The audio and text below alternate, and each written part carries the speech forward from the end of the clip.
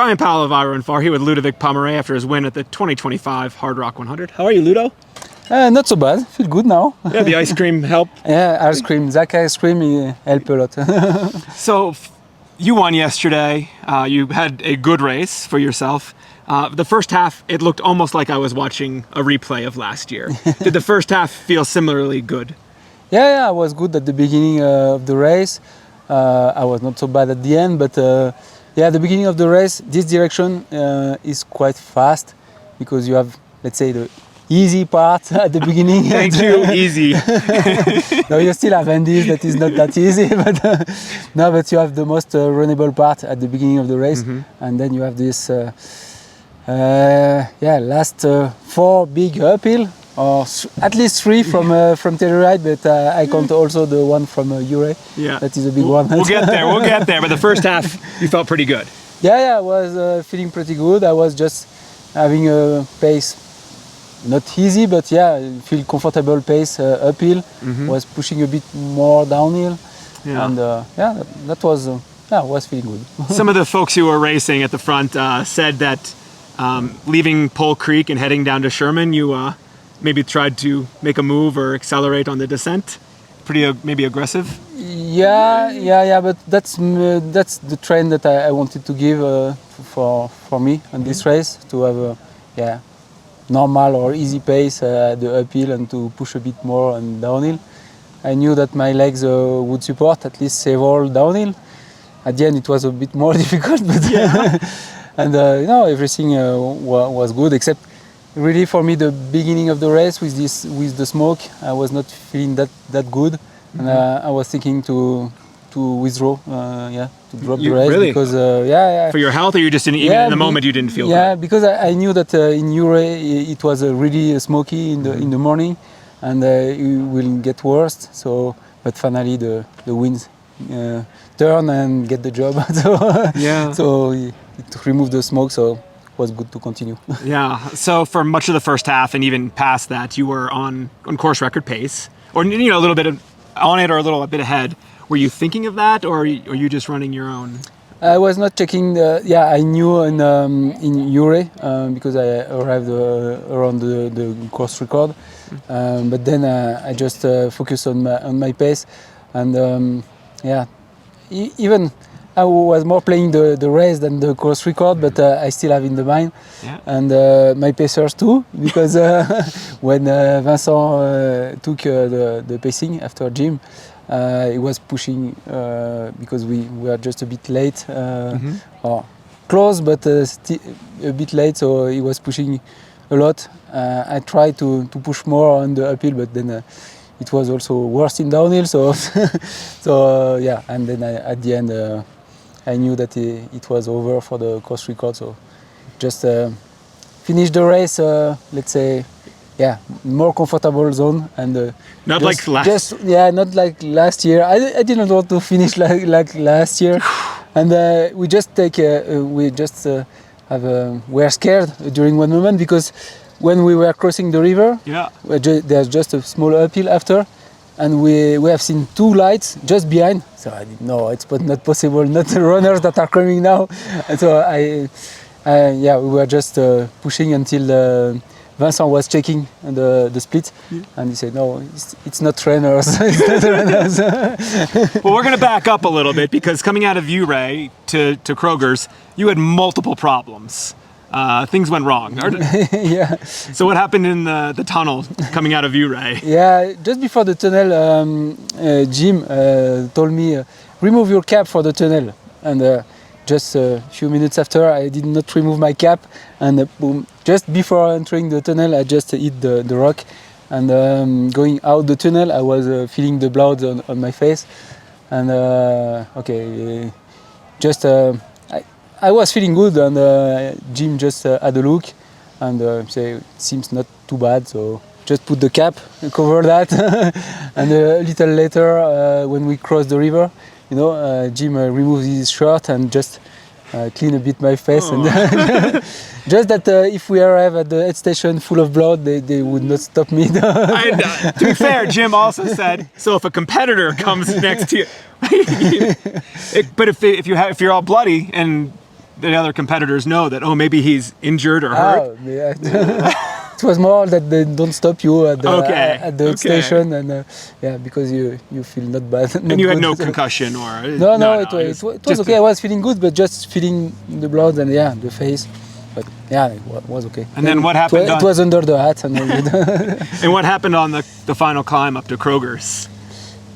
And the final climb, nothing special. It's just steep, and I broke one pole at the end, just at the really end. I think it was already a bit damaged before, because I saw that there was one part that was bending a bit too much. I just broke on the final part of Kroger's. It was nice with the sunset there. It looked beautiful. And they were not proposing the mezcal, so Jim has to ask for it. So and he has it. He has it for sure. So you have to take the mezcal. That's for lucky, you know. Yeah. But maybe he pays so. Yeah. So then you're continuing on the course, and at this point, Mathieu is still not that far behind. Yeah. In fact, I never from Andes. I've never seen anyone after. Just at the engineer, there was someone when I was really at the end. Someone was coming, maybe Zach. I don't know if it was Zach. All three of them were fairly close. So. But then I've never seen them, and I was not asking. I was just keeping my own pace and pushing. Do what I can. I think Jim said that maybe he even asked you if you wanted to know what the difference was, but you're... No, I wanted to stay on my pace. And you can only go as strong as you can go. Yeah. And just, no need to know where are the other runner until I stay on my pace. And if there's something going really bad, maybe I want to know or if I have some margin or not, but whatever, it's a race, so you have to push what you can. And things got hard, but nothing went horribly. No. But Grand Sand Pass was quite long, and and the last downhill is it's on the paper it's quite short. It's when you are at the top, only 12 kilometers, so I don't know in miles, but.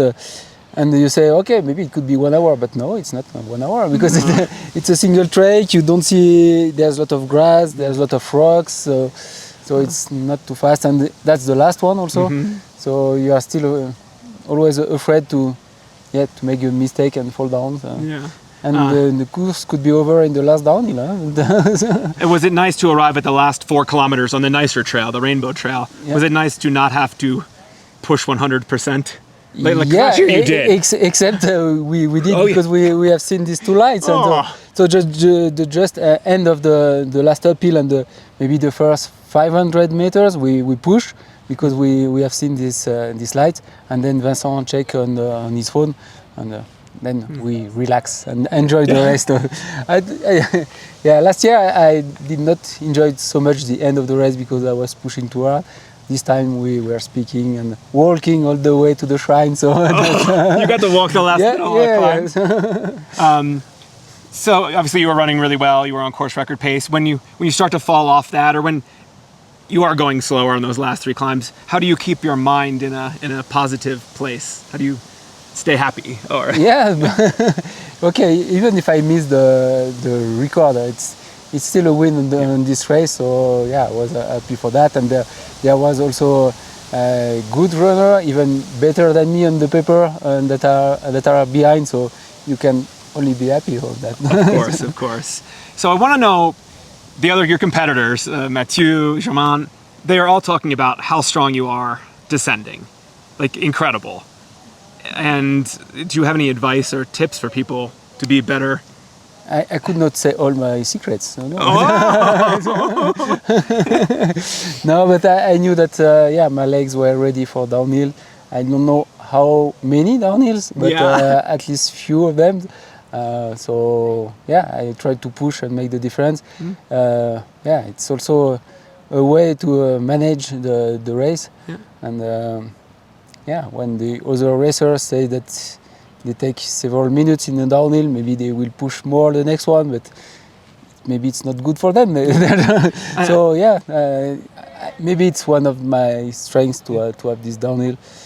especially when it's not so technical. When it's too much technical, I don't want to take too much risk. Yeah. So yeah. But I also see that not everyone uses poles on the descent, but you do. Yes. Depends more at the end.